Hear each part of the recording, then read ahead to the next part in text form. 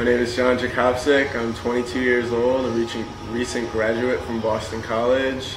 I played golf there, and in the last 2 months I recently turned professional and am a couple weeks away from going to PGA Tour Latin America Q School to gain status for the 2016 season in hopes of becoming a PGA Tour professional. Yeah, so Boston College is obviously a great place with a really rich history, a lot of tradition. I love the school. I was a communication and philosophy double major and played varsity golf there for 4 years. I was fortunate enough to be able to play every single tournament all 4 years. One event my senior year I didn't play as a member of the team, I played as an individual, and I was able to win that event, which was felt special, felt a little bit better than it could have. And it was just a great experience from being in the ACC and being able to travel and go all across the country, play against the best programs in the country. And that's really what I wanted out of my college golf experience, was to be able to push myself and see whether or not I had what it takes to play at the next level. Yeah, there were definitely a lot of factors, and I kind of had to consider everything. I went to a prep school for middle school and high school, so academics was always a major piece of who I am and what I do. And so if you look at the schools that I was looking at outside of BC, there was Seton Hall, there was Yale, there was Lehigh, and all of those are great academic institutions. So that was kind of the first piece, is I wanted to go somewhere where I could balance both sides of it. As you mentioned, staying close to home is also important. I'm super close with my family. And just being able to get home whenever I wanted to see them, to be able to see my personal swing coach back home, George Connor, to work with him. And kind of the last piece was being able to push myself and compete at the highest level nationally. And with BC being in the ACC, I thought it offered me the best chance to do that. So what makes golf different from a recruiting standpoint as opposed to any other sports? I think it's the individualness of it. As opposed to team sports, you're not relying on, I played basketball in high school, and you see mixtapes that guys put together, and you're always relying on other people to be able to, help you create your highlights and be a part of the team that is successful, and that's a huge part of getting your name out there. Whereas in golf, it's just you and your scores, and it's very easy for a coach to be able to tell whether or not you are good enough to play at whatever program they have, whatever level they are, whether it's D1, D2, high level D1. And so you can't really fool anybody with it, and at the same time, if you perform, you're going to get the looks that you deserve. And that's what I love about it. That's what I love about it at the next level, is it's less reliant on being in the right place at the right time. And if you perform, you're going to get what you deserve. Let's see, so I did one at all 4 of those schools I mentioned. Once I kind of narrowed down the list, I wanted to be able to visit each campus and see each place, because I had never been to any of them. And they were more important for excluding certain places than including. I had a really, really not so great experience at one of the schools, and it went from kind of being the highest on the list without having first-hand experience in any other schools to basically being off my list. In the end, it came down to BC and Seton Hall, which are obviously very different schools and different atmospheres, but I had such a great connection with the coach at Seton Hall and with the guys on the team there, and in the end, kind of the logical choice seemed like BC, just for what it could offer both academically as a network of people and alumni after I graduated, and for the highest levels of competition. But yeah, I guess to answer the question directly, it was more about eliminating places than making that final decision. You want to come back? Be arrogant.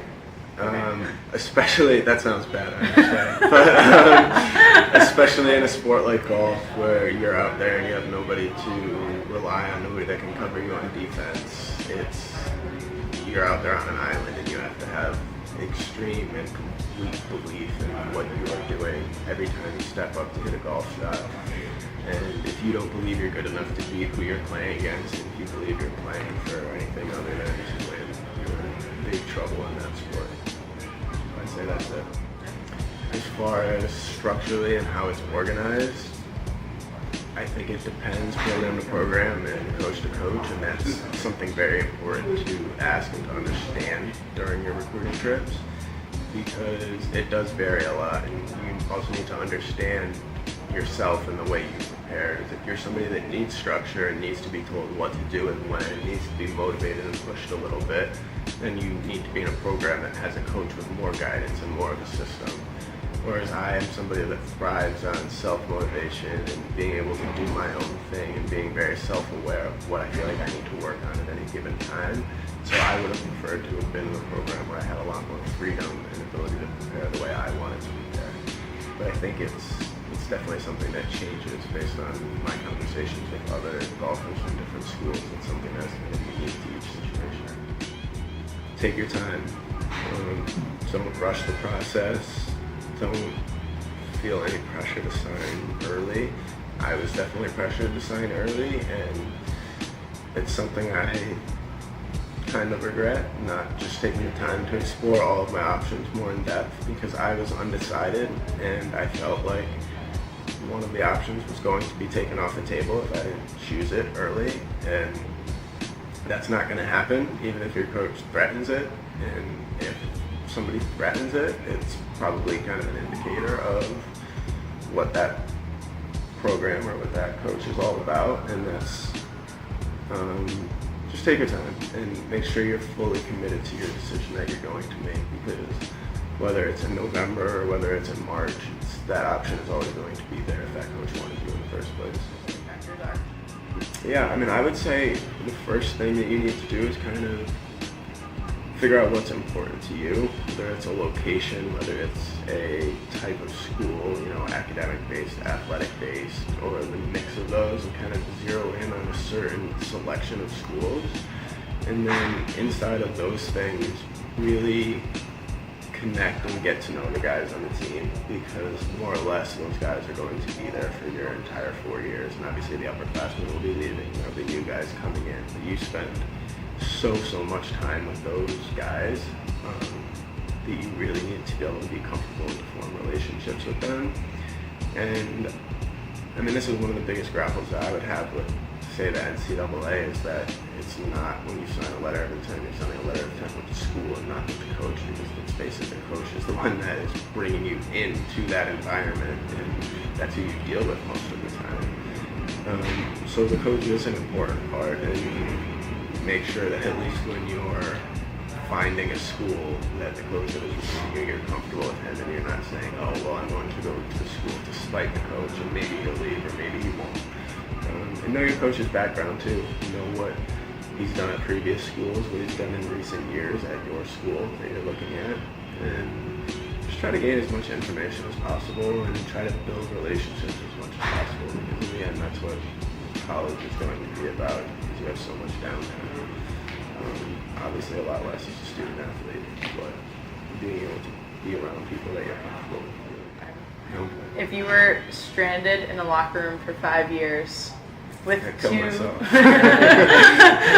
with two athletes, who would they be and why? And you get food and water and stuff too, so. Would it be inappropriate to say a female? No. Tiger, definitely one. He's the reason I fell in love with the game. I think for a lot of people my age, he made it cool, he made it fun, he made it exciting. So no doubt it would be him. And second athlete, that's a really tough question. He's just on a pedestal by himself today.